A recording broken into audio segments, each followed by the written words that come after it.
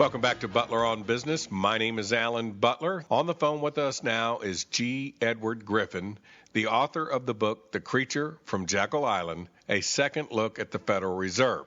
For those of you who have not read this book, I urge you to do so because it is not only entertaining but very informative and will give you an idea of what's actually going on with the Federal Reserve. Mr. Griffin, Alan Butler, how you doing? I'm doing good, Alan. How are you doing? Fine. Thank you very much for taking the time out of your day to speak with me. Let me ask you this. I mean, I know that this was not your first work. What got you interested in the subject of the Federal Reserve? Well, that's really a difficult question to answer because it, like so many things, it grew from little tiny seeds into giant trees. My first interest in the Federal Reserve was way back in the 1970s, I believe it was, or late 60s for that matter. I wanted to do a little documentary film on inflation, and I didn't know what the cause of inflation was at that time. I figured it had something to do with the money supply, which of course is correct, but beyond that I had no idea of what determined the money supply, who created the money, and what rules they followed, if any, and so forth. So I started to gather information on this thing called inflation, and you don't travel down that road very far before you realize that the engine of inflation is the Federal Reserve System. So I thought, oh, I see, this isn't about inflation at all so much, it's about the Federal Reserve System. So I started to gather information about that, its origin, its history, the people who were involved, the secrecy surrounding it, all those things.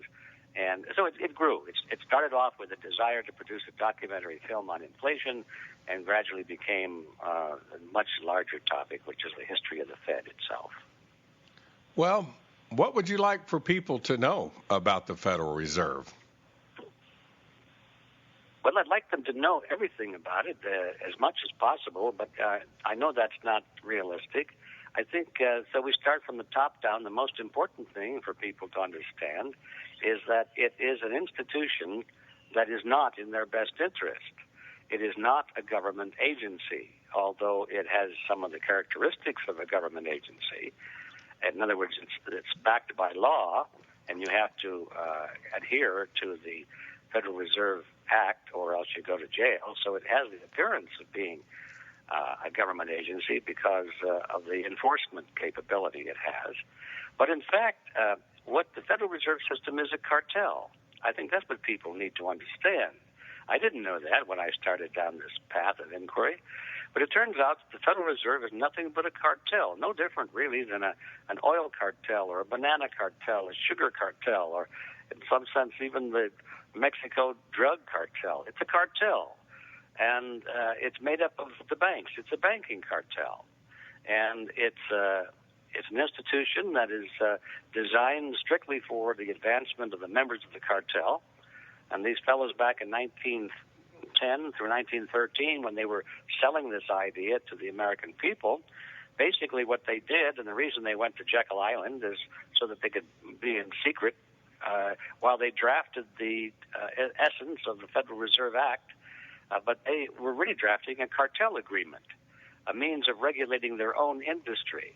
And then they wanted to make sure that they had some teeth in it so that they could force all of the banks to follow the rules that they were developing for their cartel agreement. So they decided to go to Washington and bring Congress into the act, and they took the label off the top of this agreement that said cartel agreement, and they replaced it with the words Federal Reserve Act. And they passed it into law. So in essence, what we have now is that the law of the United States is administering a cartel agreement. And like all cartels, the purpose of it is not to help the American people or the economy or the consumer or peace or justice or any of those things. It's to further the objectives of the members of the cartel, period. Once you understand that, then all the rest of it becomes more easy to comprehend. Because as long as you're thinking that somehow that the Federal Reserve Act, or the Federal Reserve in this case, is an agency of the government and it's controlled by the politicians and that the people have some input, as long as you're thinking that that myth is true, then nothing that the Federal Reserve does makes any sense. You always conclude that, well, they made a mistake here because that didn't help the American people. Well, they made a mistake there, too, because that didn't help America. Oh, they made another mistake because that was bad for the economy. On and on and on. You must assume that they're always making mistakes if you assume that they're trying to help the American people and the economy. Once you understand that that is not their objective, that their objective is to promote the best interests of the members of the cartel, which means the banks themselves, now everything begins to fall into place. Especially recently, when you remember back not too far when Congress was called upon and they were voting not only billions, it turns out trillions of dollars to bail out who? The banks. And supposedly that was in the best interest of America, right?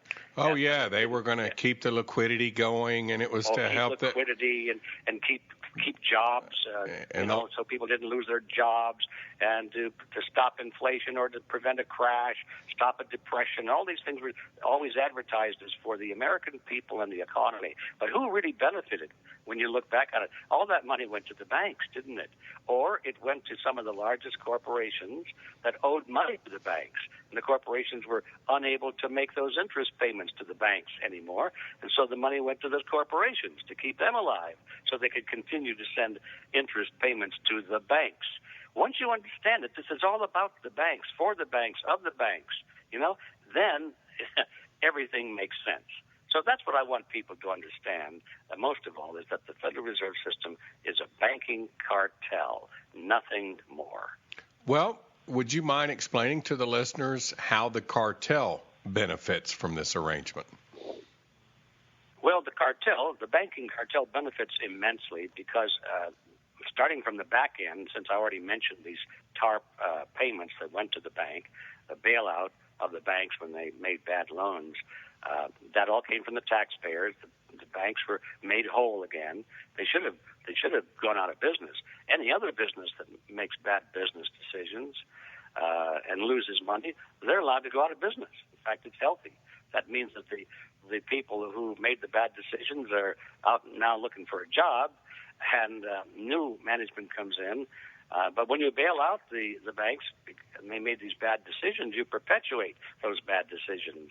The same people that lost all that money in the beginning now are the recipients of tax dollars, and they're still in charge. So that it benefits the banks a lot because they got bailed out, and that was part of the reason for creating the Federal Reserve System and making it an act of Congress, is so that when they did go belly up, they knew that they could somehow tax or at least latch onto the money from the taxpayers.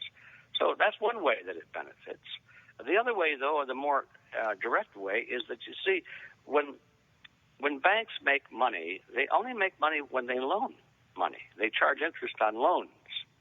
So when you think about that, that's what a bank really has to offer for sale, is loan money.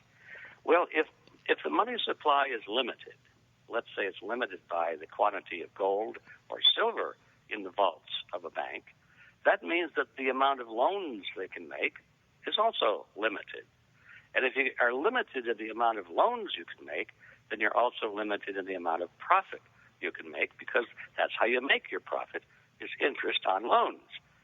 So banks throughout history have always hated the idea of money being backed by gold or silver, because that limits the quantity that they can loan and therefore limits the amount of their profits.